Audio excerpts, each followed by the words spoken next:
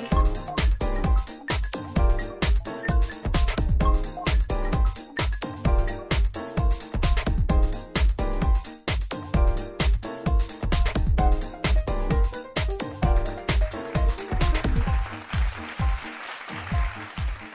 evening and thanks for joining us. I'm Skye High and you're watching Squeal on Melbourne's Bent TV.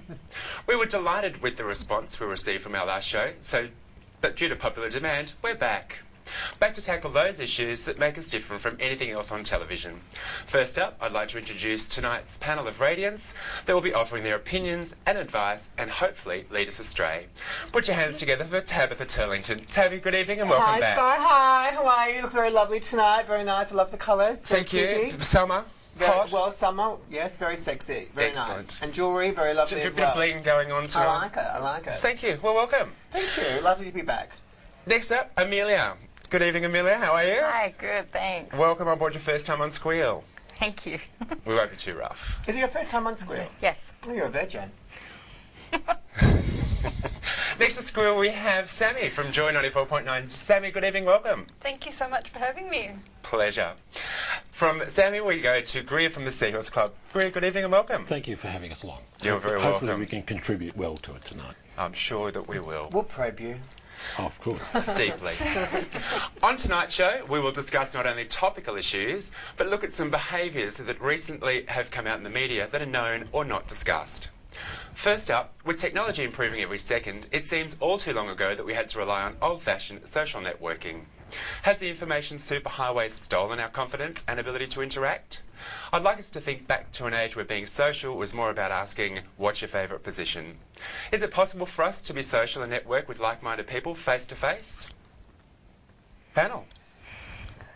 Yes. It is? Yes, I'm a Luddite as far as Facebook goes because I just find it, rather than sit in front of the computer, I'd rather get out and meet people. So through Seahorse I do that, but I also get involved in things like Toastmasters, so I get out and meet lots of people, go to different areas and just enjoy the social contact of people and being treated as a human being. Excellent. Do you have a computer at home? I do. Can we just, before we start, like I know we're starting, but people will be wondering, because people always ask you what's the difference between a drag queen, a transvestite, transgender, transsexual, showgirl, all different things. Just for the people that don't know, can you just explain a little bit about Seahorse? Right, Seahorse is the oldest continuously operating transgendered club in Australia. Now, it's transgender is a broad term which encompasses all the variations within that. Now, cross-dresser is generally referred to those who dress occasionally, but still have that desperate need in them to identify as a female at some portion of their life. A transsexual is somebody who is progressing to live full-time as a female. Drag queen is probably such as yourself who likes the art of performance and as such provides a slightly exaggerated version of a female thing.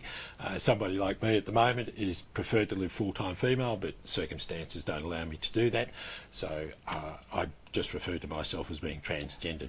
And the seahorse is the only animal, isn't it, that is asexual or something? There was a reason why it is that because the male changes itself to female to have children. Yes, and that's why it's seahorse. Just to educate the people watching, that's all. Yes, but we keep a relatively low profile because not everyone wishes to be out in the public. Yeah, which is fair enough, yeah. Sorry, Skye. No, you're right. So when you go out and you do interact with people, what's your approach? How do you present yourself? I just present myself as I'm here for the same reason as you're here. You know, like so Toastmasters, I'm there to learn to develop myself and my speaking skills and contribute to others learning their speaking skills, and it's up to them to react to me as a person, not me to say I'm here, you know, demonstrating that I'm different to you, because I'm just consider myself part of the human race and just one of the variations of the human condition. So I think the hard thing is I've got to jump in before Tab does, otherwise I'll never get away. I was going to say, because we've got all different sort of types of ladies on the panel, if we can just, because you started beautifully, if we can hear how you feel. Because you look to me like an obvious lesbian, and when I'm, if I'm not dragged up, I look like an obvious poofter. So to me it's good to see how people react to you, because there are people that don't look gay, so they sort of cruise along differently to people that look Well, I'm pretty much, if you look up dyke in the dictionary, there's a picture of me. Yeah. You know, so I'm not exactly hard to pick. But so that's why I present myself to the world. You know, I'm a very out and proud dyke, and I identify as a dyke. A lot of lesbians get really offended by the word dyke, as the F word was used for the guys years ago. But to me, it's... Faggot. Yeah, and you know, like I still find, you know, a lot of people are offended by that, but yeah, it's just the way that I identify, and I like to dress, and I'm comfortable this way, and it just shows this is who I am. But I think socially it's a little bit hard now with the internet, and sort of even with, say, dating. You know, we're very quick to jump on and use our mediums that we have, things like Grindr and all that sort of stuff. And for the girls, the only thing we really have is Pink Sofa. So, you know... But you can use Adult Matchmaker, you could use eHarmony, RSVP, I don't know. eHarmony is not for same-sex attracted, unless they've changed it. But I know in the last couple of years, I've got a lot of friends that went, oh, what a great new way to try things. And they've got on there and it's taken them half an hour to fill anything out. Know, there's no female Grindr, there's no... No. But see... Skye High girls. Oh, there's Gaydar girls. Gaydar girls. Yeah, which is more a dating Grindr. site. But I think the female brain's so different to the point where, you know, we're looking for that connection and that intimacy where a lot of women don't have that raw sexual energy where they just have to go out, they've got to get laid, and then they feel better. Yeah. Where, you know, the female brain's so different where, you know, and I'm not trying to generalise gay guys, but it's a little bit more primal, and you know, you're hungry, you eat, you're tired, you sleep, you're horny, you fuck. That's just, yeah. So that's the way life goes, but it's a little bit different because we're looking for more that nesting and that intimacy rather than just going out and getting laid. Bam, bam, bam. Not that there's anything wrong with that, though. Exactly. Now, see, going back to what you're saying about, you know, the F word, faggot or dyke, Oprah did a show ages ago and she was asking some of the black rappers why do they continually use the word nigger in their songs? And she said she never uses the N-word because she just thinks it gives it power. But they were saying, which a lot of us sort of think, well, I sort of think too, the more you use it yourself, you take the sting out of the word. So when you're called a faggot, a dyke or something by a complete stranger, it doesn't have that sting attached to it. Well, see, for me, it doesn't, the word dyke doesn't offend me. But, you know, I think that the word faggot has been used so offensive for so many years, and in the trans community the word tranny is, you know, is so offensive and just so out there as a word. We were all called Priscillas when Priscilla came out, and then before that we were called drags. Now we're called all trannies, but they're called tranny as in crossdresser, drag queen, showgirl, transgender, seahorse, transvestite. They sort of it's easy for them because it's too hard to... But I think tranny's still one of those words. I mean, what's your opinion on it? It's still got a lot of stigma. Well, it depends on the context the person's putting it in. You know, like I had the most offensive comment made about me just recently, and I'll tell about that later. No, but it's exactly, it's the intention behind how they actually say it. Sorry, darling, talk. Let Amelia say something. Amelia, so how do you go out? What's your niche? You know, do you interact with people more so, being a younger panellist? How do you meet people? Or are you not at that stage yet? Because you are a younger, you're a younger lady, so you're still just discovering yourself and just happy looking, or do you actually... like, I don't know, because I'm only 17, so I'm not really at that stage. But also, I use Facebook probably a little bit too much than just a bit too much than I really should. Is that to find friends though, like to find mates? No, the only people I have on Facebook are people I've met in person. Yeah, so I'm exactly the same. A bit of a mix. Like Twitter, I'll have people for connections just because I know that if I ask them something, someone will have an answer. Do you have gay friends that you hang out with still? Because you're still young, have you met gay people to hang out with? Yeah, but most of my friends. Yeah. And it's when you're at school. Do you have?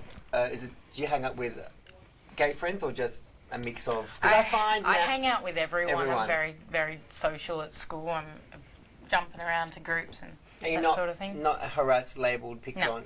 No. No, it's sort of stopped. Just lovely. That's good. Because I think it's changing from when we were at school. And I agree, 100%. I think people need to get out and enjoy life a bit more.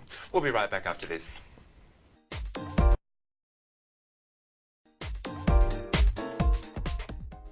Good evening and welcome back to Squeal.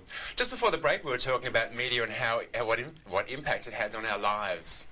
With recent stories in the media regarding gay suicide rising at an all too alarming rate, statistics show that people have felt bullied, victimised or targeted by straight people to such an extreme that they cannot live with the feelings of guilt or inferiority which is placed upon them, leaving them feeling inadequate to what is expected to mainstream society. Let's flip the coin.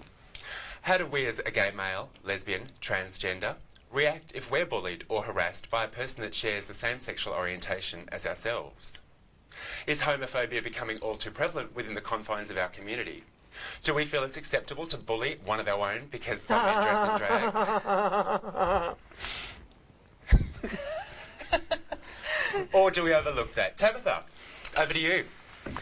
No, well, I think there's a fine line between, you know, having fun with someone and bullying them. Like, if you're bullying them, you're obviously making them feel really uncomfortable. So I was just laughing at the way you were delivering. I wasn't laughing at bullying. Were you bullying me? No, I wasn't bullying. I was actually enjoying the fact you were sounding like a newsreader. But I wasn't bullying you. I thought it was very kind. No, but I think there's a fine line. Look, because with the drag community, like, we hang shit on each other, but it's for...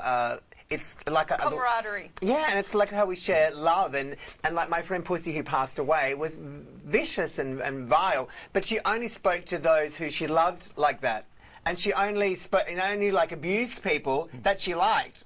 So do you find, though, that when you're out dressed like that, that there are some gay guys that just don't speak to you because you are looking like that, but they will speak to you when you go out dressed as a boy?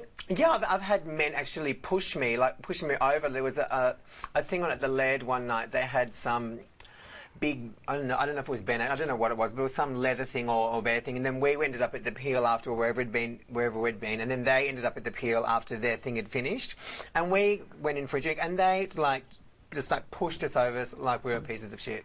They were just vile. I think the thing is, within our community, we sort of turn around and we say, don't label us. And then the first thing you do is you're asking people to, for that label. That's right. How do you identify? Or, you go on a dating site and you have to actually tick, do you identify as a... Yeah, you've got to tick a box, which, well, playing with boxes as a dyke's nothing wrong with that, but yeah. Well, it is a little bit of human nature, because people who are bullies like to pick up on people's individual weaknesses.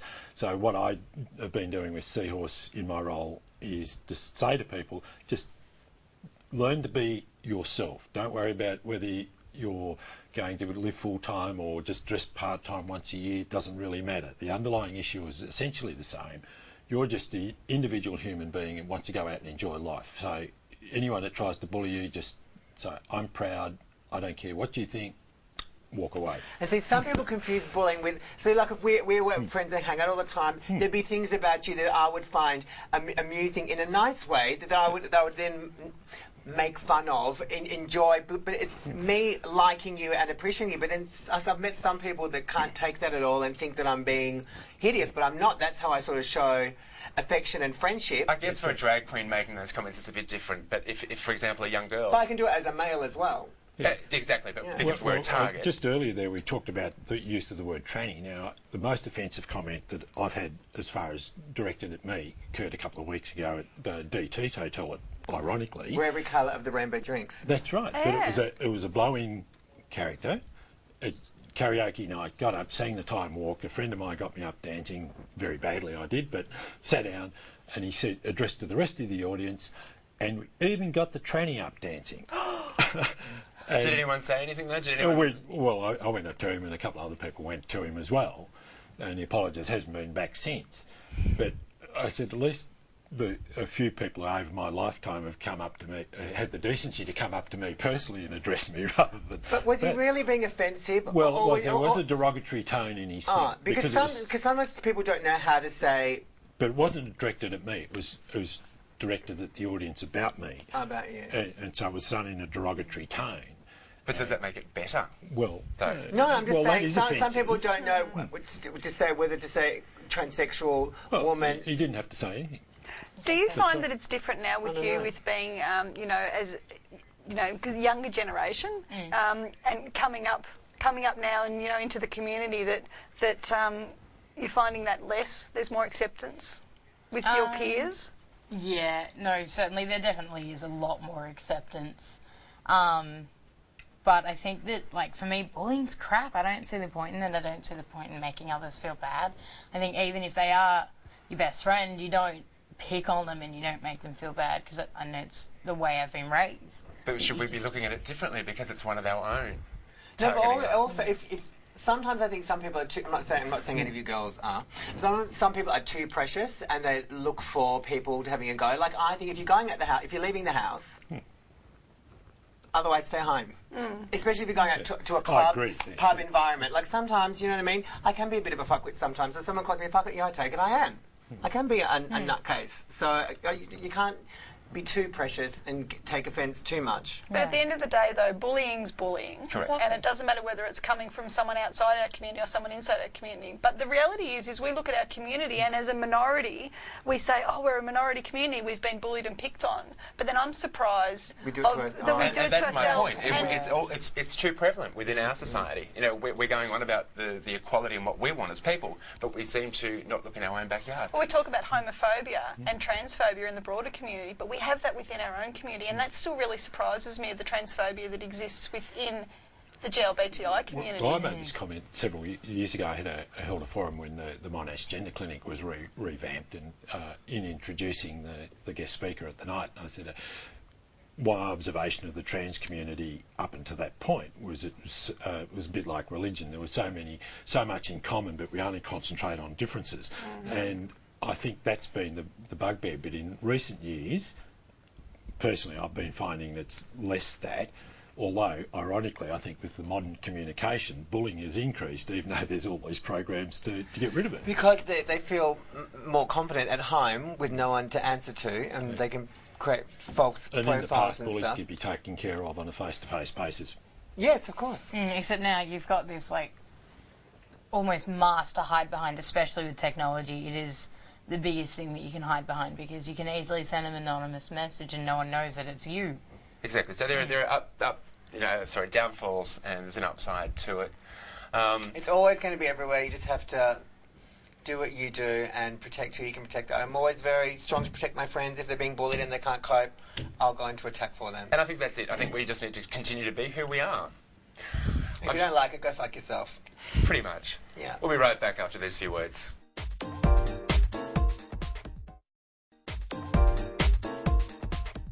Hi and welcome back to Squeal. Just before the break we were talking about homophobia within our community. Let's ask the same question in reverse. Are you, or somebody you know, heterophobic?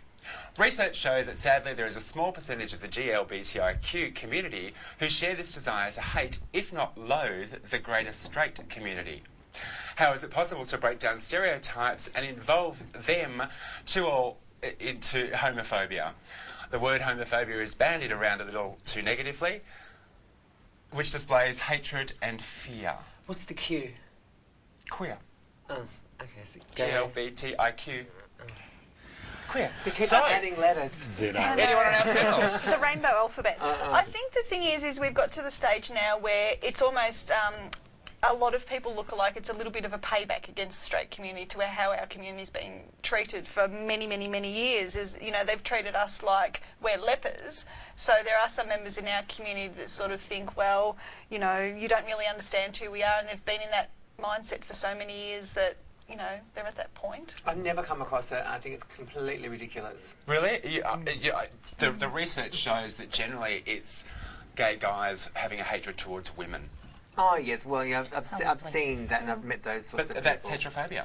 But we also see within the lesbian community, I've had a lot of lesbian friends that have come out later in life, you know, they're late bloomers and they're at that point where, you know, they might have come out of really bad marriages and really bad relationships and they really hate men, and to the point where we would go to a mixed gay night and they wouldn't be there even with gay guys. Is that because of the experience that they've had with that man? Men-phobic. So then they sort of tend to stay away from the straight community, because then they were treated badly by the straight community because they said they woke up, they realised who their true self was, left the husband and lost their family, and they lost everybody in the process. So then they've blamed the straight community on that. Well, I had a fight with a lesbian in the toilets one night at Three Faces because I was putting my lipstick on, lip gloss on or something, or I don't know.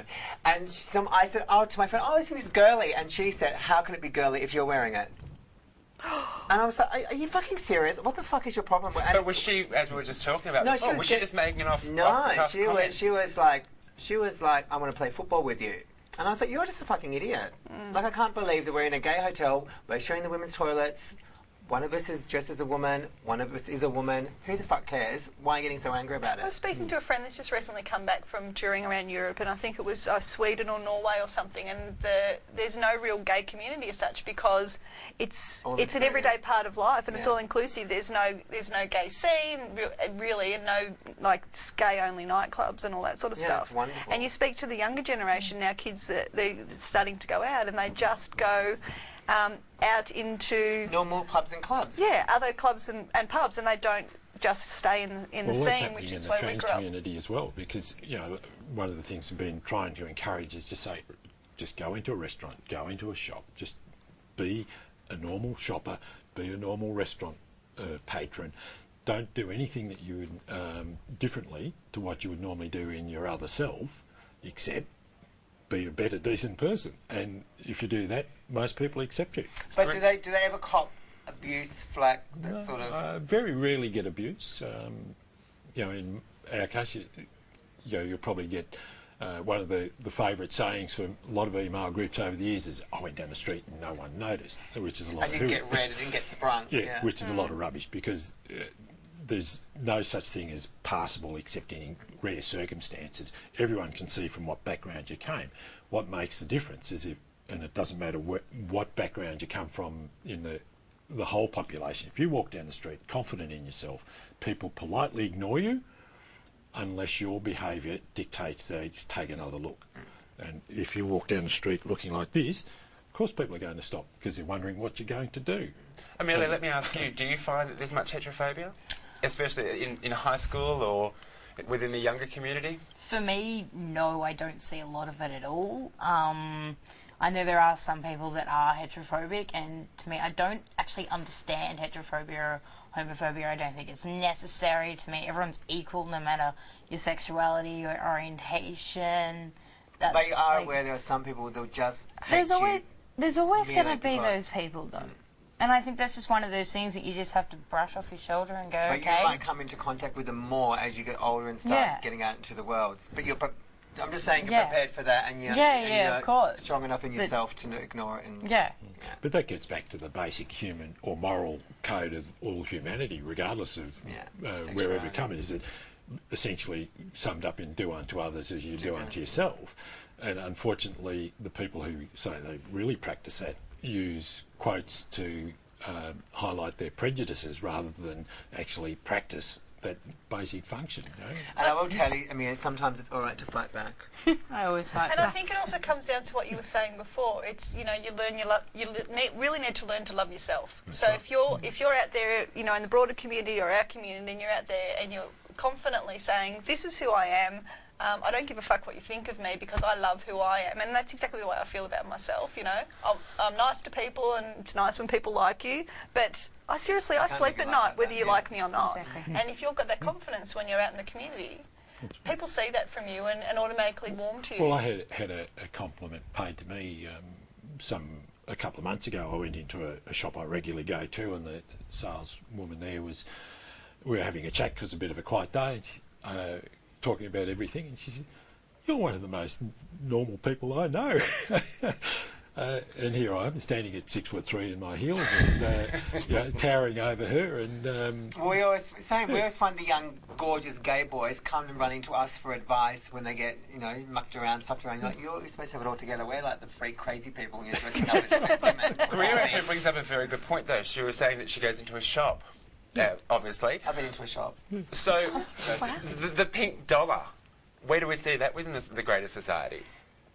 I think the marketing people have now got to the point where they're saying that they're realising that there's a lot of members of our community that have money to spend. But, I'm coming from a different point of view. I'm a single mum, low-income earner.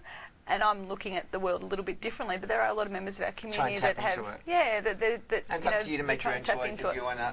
Do we spend our money though in places that have homophobia? something very interesting to think Like about. Glory Jeans, they want to do that ban on that. I was going to say it, but I wasn't going to use the name. I would advise. It was all over Facebook, and there was a thing: don't go to Glory Jeans. But they are franchises, and there are some, such as in Shepparton, who are really supportive of the community and shouldn't be branded as such. Oh, absolutely, I totally agree with that. But at the end of the day, as a franchise owner, they still pay a great deal of money to the umbrella company. But that's getting back to Sorry to catch you off. homophobic. Everyone has an opinion on what we've discussed tonight. You brought it up, girl.